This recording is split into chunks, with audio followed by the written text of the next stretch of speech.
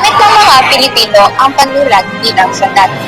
Isa sa pinamakahalagang pahayag noon ay ang La Solidaridad. At kabilang sa mga pangunahing manunulat noon ay si Marcelo H. del Pilar.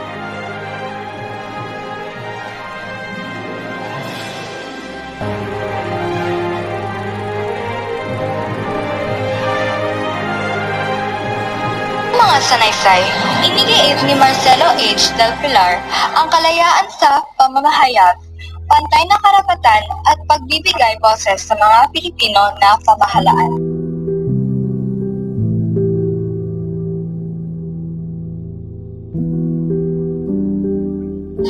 Tinuliksa rin ni del Pilar ang pang-aabuso ng mga prayle at ang kawalan ng hustisya.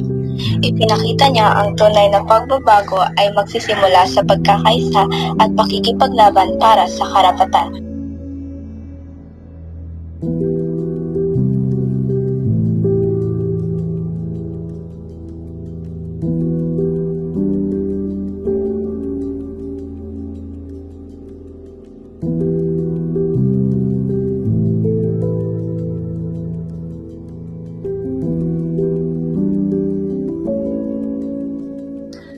Ang mga sanaysay ni Marcelo H. del Pilar ay nagpapatunay na ang salita ay maaaring maging sandata laban sa pang-aapi.